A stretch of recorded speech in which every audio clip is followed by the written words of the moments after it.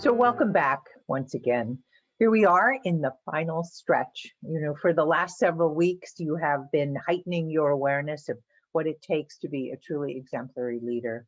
You've studied your own behavior and become hopefully more conscious about the choices that you're making and how you act on your intentions. So hopefully all this reflecting, all this clarifying and analyzing has provided you with some rich insights. That would be my hope for you. And from here on, you're going to have many opportunities to apply all of these insights, all of these lessons that you've learned, and the skills that you've identified and practiced in class. To become a better leader, you do not have to perform formidable tasks like moving mountains or saving lives or changing the world, right? These kinds of tasks are often insurmountable, for one single person. But you do have the opportunity every single day to make a difference. And that's really what I want you to remember. That's what I really want you to take away from this program, especially as we look into the practice of Encourage the Heart. You could coach someone better. You could listen better. You could be more positive towards someone. You could say thank you more often. And you could make it a point to acknowledge and appreciate people. And that's what Encourage the Heart is about. As you look at this fifth practice, Encourage the Heart, you'll learn more about how to do just that, how you can provide clear, authentic, and frequent praise and recognition. And then the next step is to make a commitment to leading at a higher level and continuing your own personal development, continuing your leadership development. Leadership is much more an affair of the heart than merely a matter of the mind. In fact, the root word of encourage means heart. It is so important for leaders to really understand that, and for individuals and teams to accomplish the extraordinary, they must have strong and committed hearts. When leaders offer encouragement to another person, they are in fact providing courage and strength to that person's heart. To keep people inspired and willing to persevere, leaders must make it a point to recognize contributions by showing appreciation for individual excellence and celebrate the values and victories by creating a spirit of community. These are the two commitments that are associated with this practice. Jim Kouzes and Barry Posner felt that this practice was one of the most important practices of the 5 practices. So much so that they actually wrote an entirely separate book on this topic. So if you need more resources, Encourage the Heart is actually a separate book. Nevertheless, not everyone is comfortable with encouraging the heart. That behavior actually comes more easily to some than other people. Some people have said that they actually don't need encouragement to get the job well done. So why should others, Some people, this behavior wasn't modeled for them growing up, and so they actually don't feel very skillful at it. It actually can make some people very uncomfortable. And some others have said they simply don't have the time. We get so darn busy, they don't have the time or to take this practice on, or that communicating appreciation is just not important to the organization, which I just can't imagine to be true at this point. The LPI behaviors, as we've come to know them, are rather straightforward. Leaders need to get personally involved in recognizing people and celebrating their accomplishments. What member of your team, for example, has done an extraordinary job in recent weeks or months?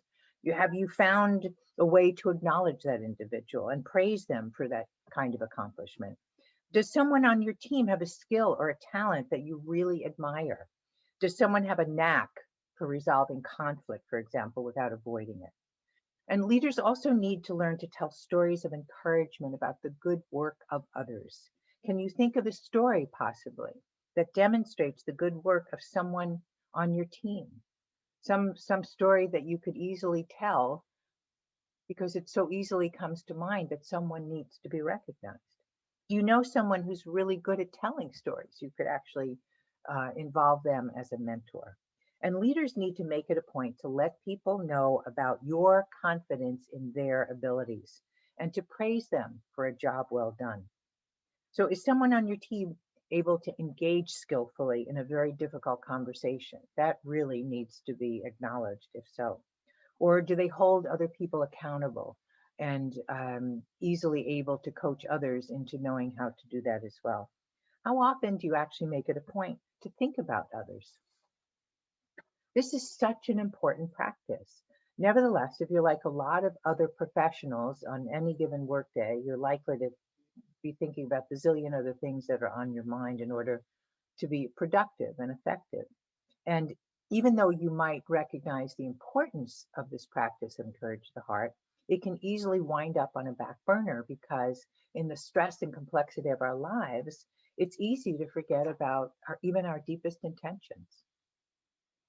So how do we do this authentically? How do we demonstrate this behavior? One way to do it is to remember your intention to be your personal best in a conversation, in a meeting, on a project. Remember, your intention is your driving force, and it will direct you to where you want to go. It will help you align your values with your actions.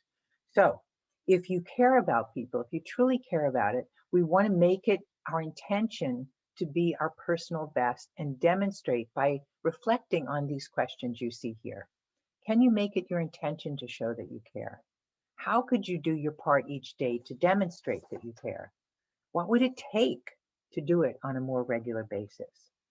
Also, if any of these LPI behaviors are difficult for you, you might consider asking a supportive colleague to help you better understand why and help you practice. For example, one of my clients whom I worked with many years ago really struggled with the Encourage the Heart practice. And so he enlisted the help of a trusted colleague within his organization because he was both committed to developing this practice and also really getting better at encouraging the heart in order to move up in his organization. So he actually put sticky notes on his computer. Even though it made him uncomfortable, he got more and more comfortable as he got up, made it a point to walk around and demonstrate by asking people how things were going, really getting out of his comfort zone, caring by walking around essentially. And he regularly asked his colleague for feedback. Is it authentic? How am I doing? What do you think? And honestly, as he became more comfortable, he actually worked his way up and eventually became the CEO of the organization. So after time, we can all learn to become far more comfortable with the practice of Encourage the Heart, especially if for some reason it's challenging for you now. So committing, here we are at the end, right? Becoming the best leader, I want you to know, it's an ongoing process. It requires practice, practice, practice. And in the spirit of that, towards the end of our last class, you'll be given time to think about and to plan how you will get better at leading. You'll be given time to reflect on the actions that you've taken and the actions that you will continue to take in the coming days and weeks and months to lead more effectively, more frequently. And as you put these ideas that you've learned into practice, you may actually become quite surprised by how much improvement you've already made and how much you've grown and developed as a leader, simply by being more conscientious and intentional about acting as a leader.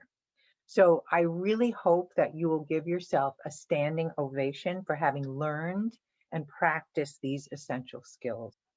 Your desire to be your personal best is really worth celebrating. See you soon.